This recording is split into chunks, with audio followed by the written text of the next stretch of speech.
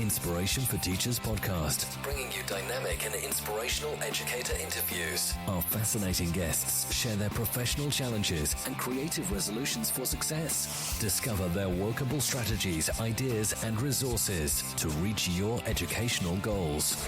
And now your host, Kelly Long. Hello and welcome to another episode of Inspiration for Teachers. I'm your host Kelly Long and I thank you for joining me on another episode. As you know, we're in the Creativity and Innovation series and I wanted to hop on into the series as part of a solo episode with you today. So you have little old me, but little old me is going to share some skills and techniques that I use in the classroom to stimulate creative thinking when it comes to looking at problems. Now, as a business studies teacher, I regularly have to teach my students how to think creatively about problems and look at solutions for problems and trying to teach them an array of skills that really help them with that. So today I'm going to be looking at Edward de Bono's thinking hacks. Now, the thinking hacks are really good and great techniques for showing students how to think about problems and also how to work in teams and really use these creative tools to think about new ideas, but also look at existing problems and thinking about how can we challenge the status quo. So I'm going to dive into those thinking hats if you're not sure about what they are, and I'm going to give you some examples about how I've used them and also some of the pitfalls to avoid. So before we dive into this creativity episode, what I would like to do is take a moment to thank our sponsors of the show.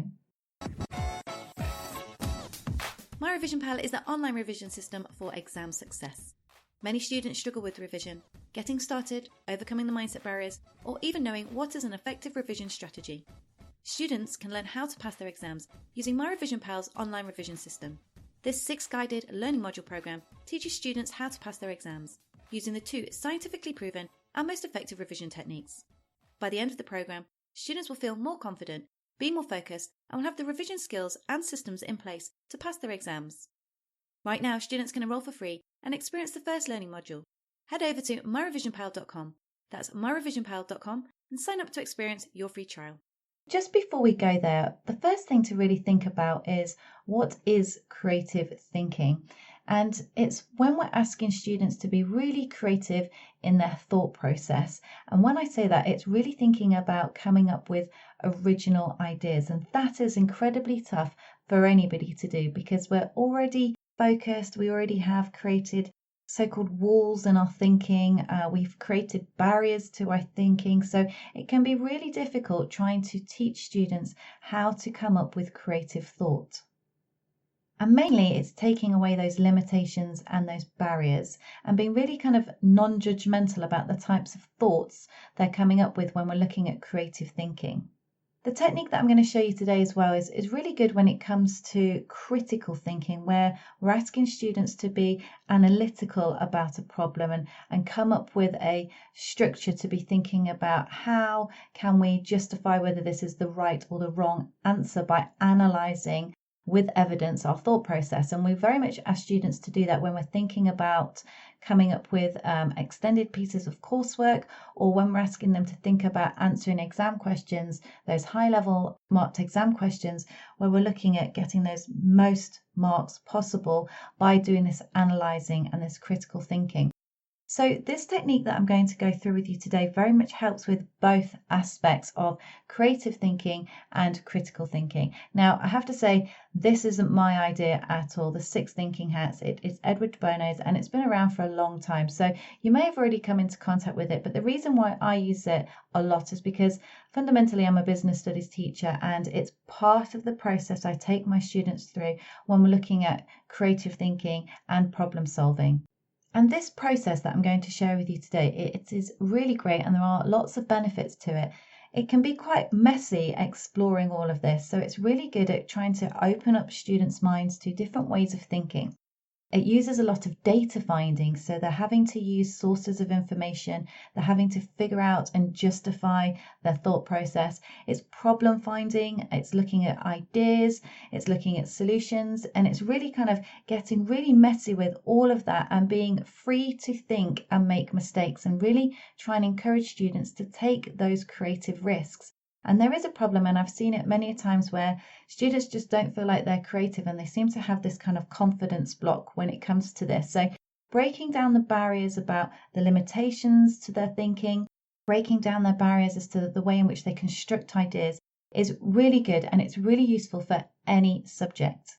There is another benefit as well as to why this is really useful, because you can bring in different skills and elements. So you can use mind mapping as part of this process. It's a technique to use to draw out all the different ideas that we're going to be using in relation to the thinking hats.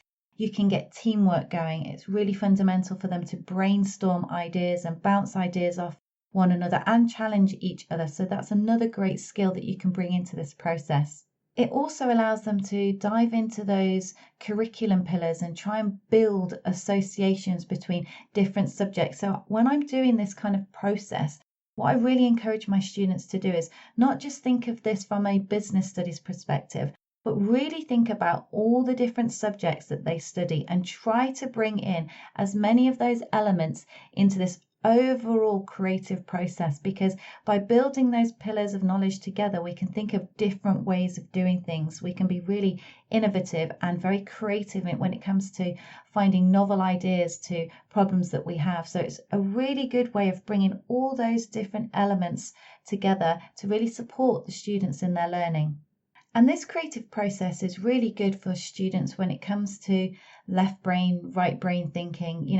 We do have tendencies to try and sit in one sphere of our brain, and we might just consider ourselves to just be very logical or analytical in our approach. And there are some students that are very creative and emotional in their thinking. So it really opens it up for students to explore those different areas of their brain. And I mean by exploring their skills and opening up the idea that they're not just left brain orientated or right brain orientated, or they just think in this way. It really allows them to explore both sides of the brain and make them realize that they're not categorized in a certain way. It allows them to think that actually they're not non-creative, or they are definitely creative. It's a way of pulling all of these elements together and drawing upon these skills in order to think about how do we come up with a creative solution or a creative idea for a problem that is novel and original.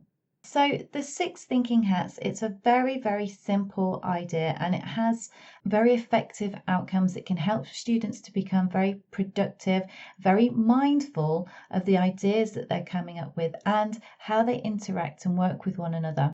And if you work in business, like I do, it's one of the main things that businesses always say is a key to their business. They want leaders to be creative.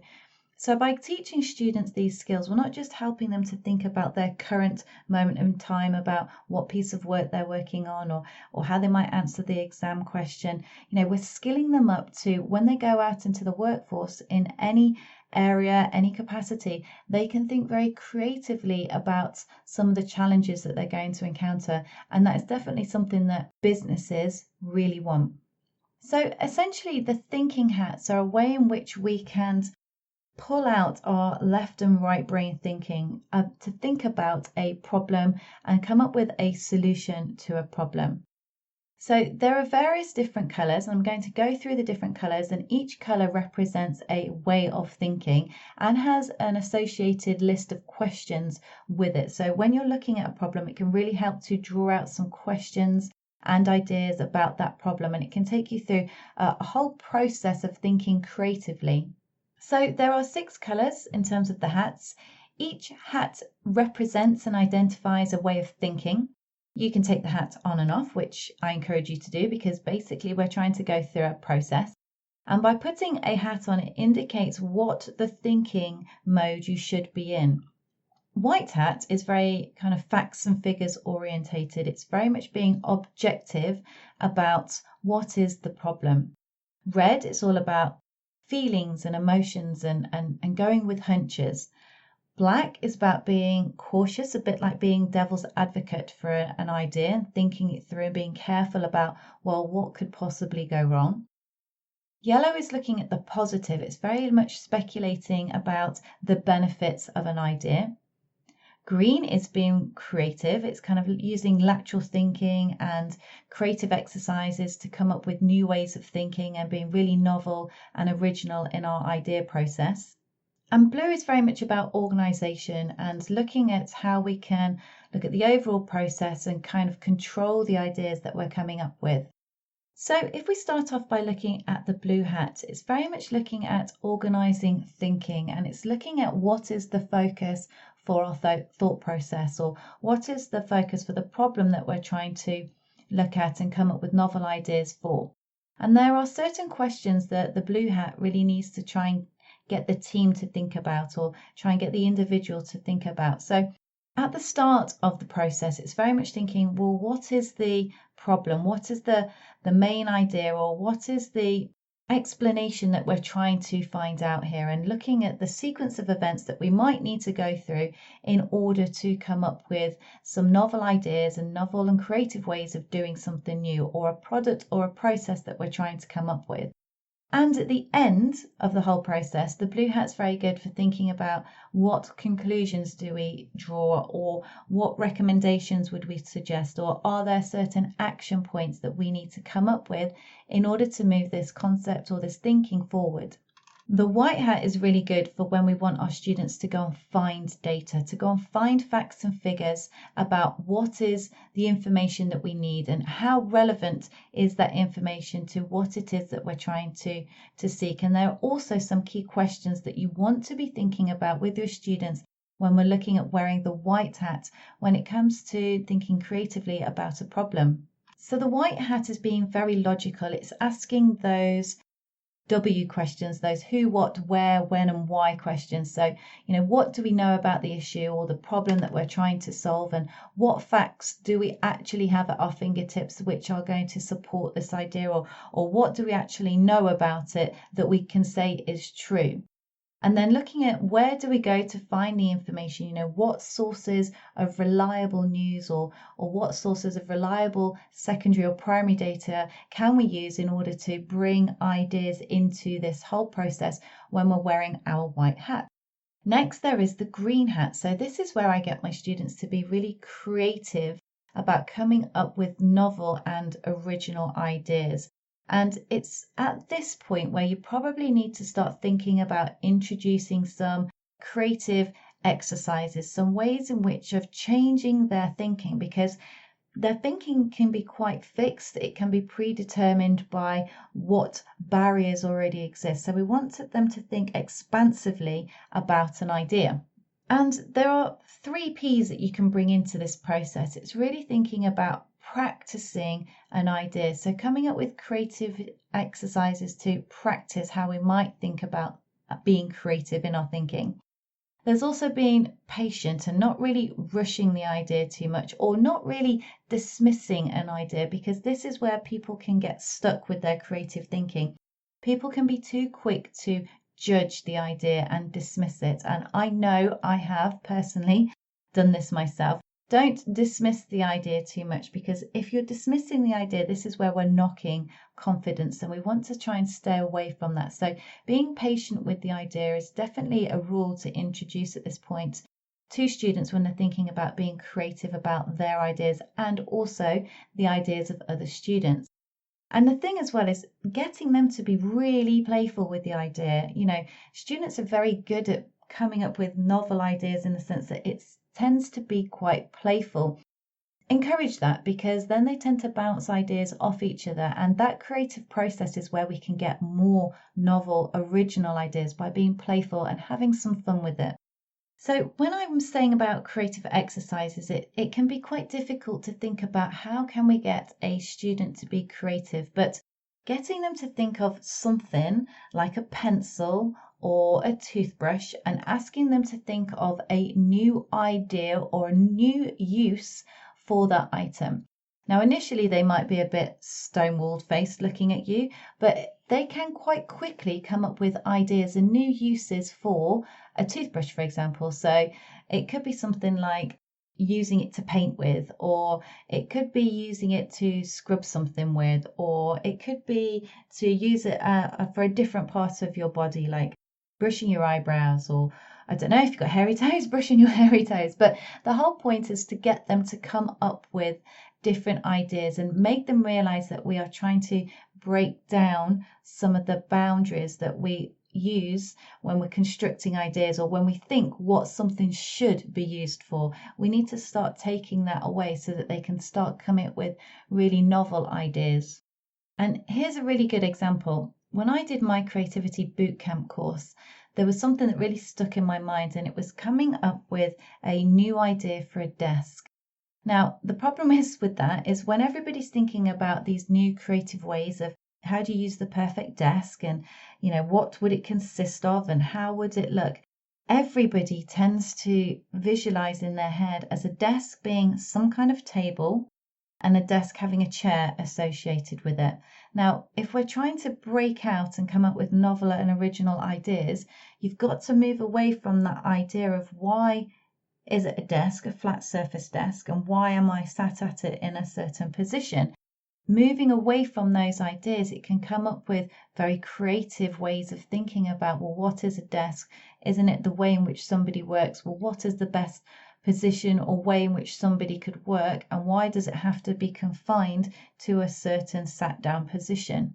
And I remember when I was doing the creativity bootcamp, the teacher was very much saying about how he'd worked with a group of engineers and they'd come up with something completely radical. And it was, if I remember correctly, something about being inside a bubble. And as the bubble moved, which was moving around you as you were working, it was creating additional energy. Now, I don't know how that works in reality, but it's a new and different way of thinking about how do we come up with the best desk.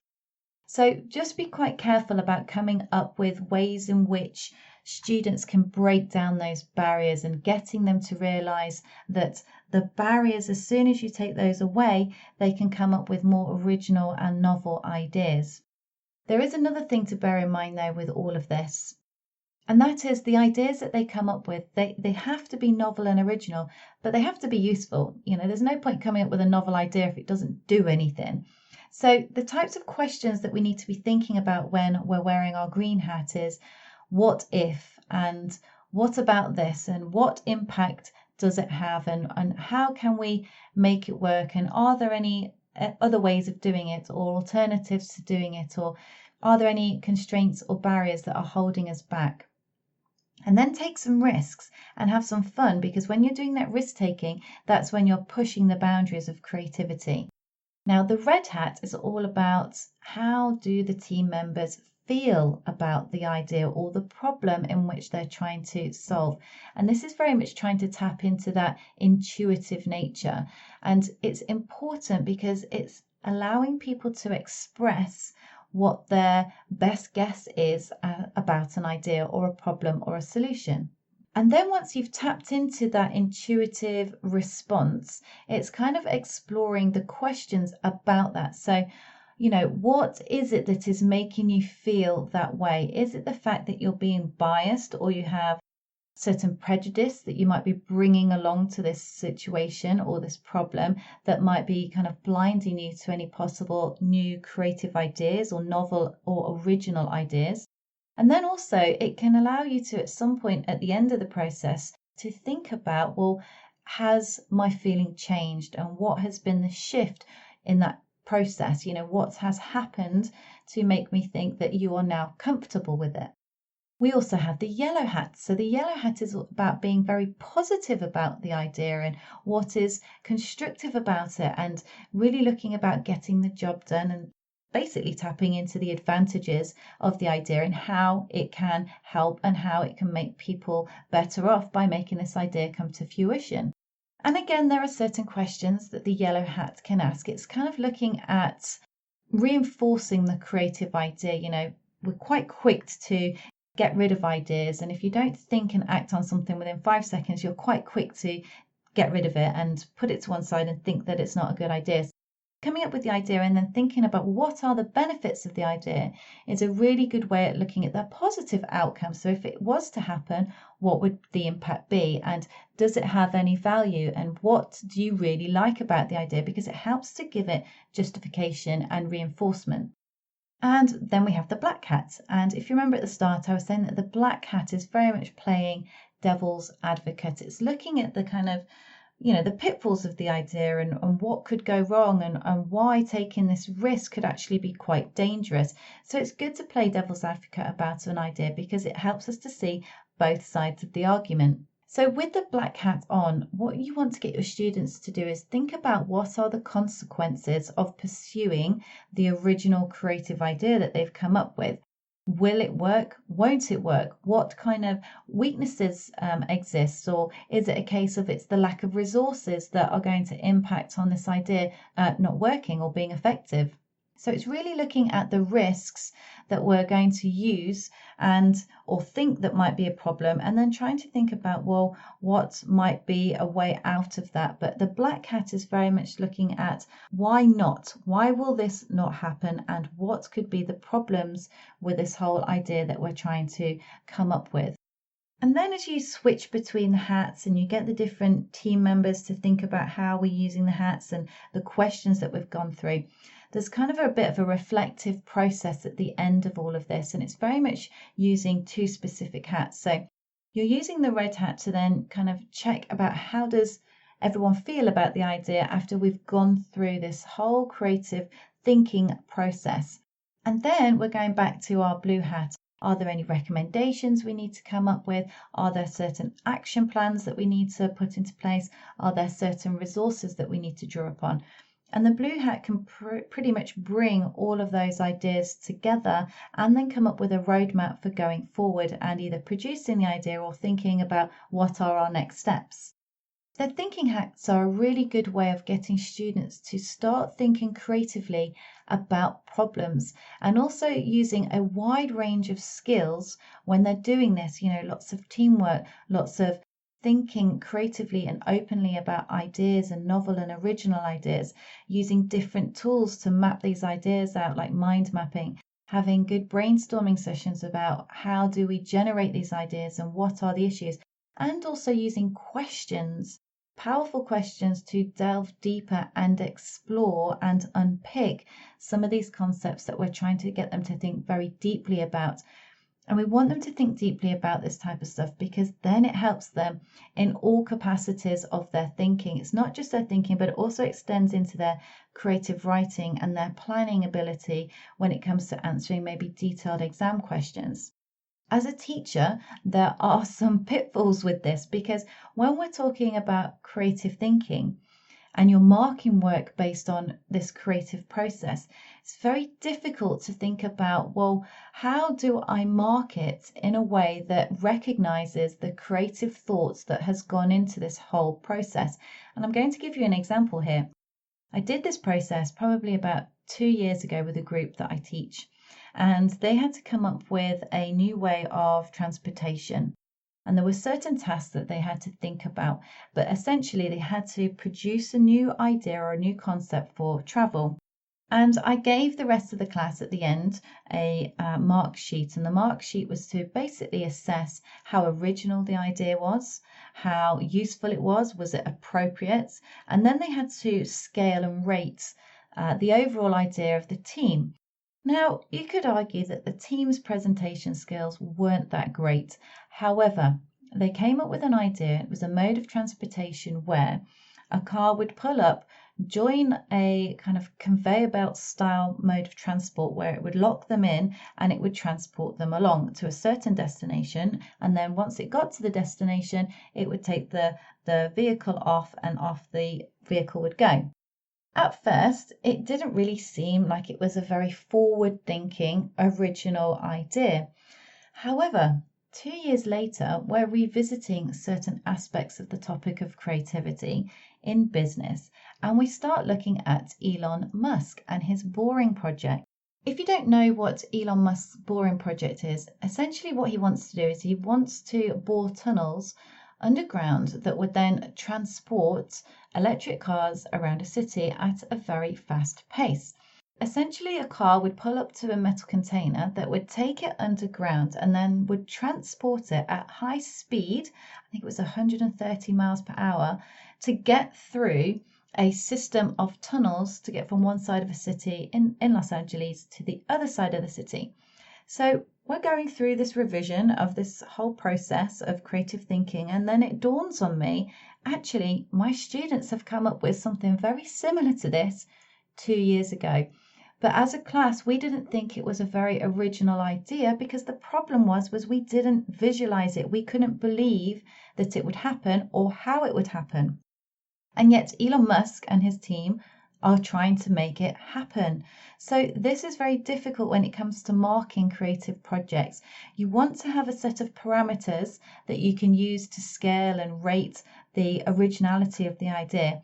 But you have to be careful that you don't bring your own biased judgment into that. And that can be a very difficult thing to do. And I have just shown firsthand experience where I dismissed, and I feel bad about it, I dismissed the idea. I didn't think it was strong enough from an original point of view.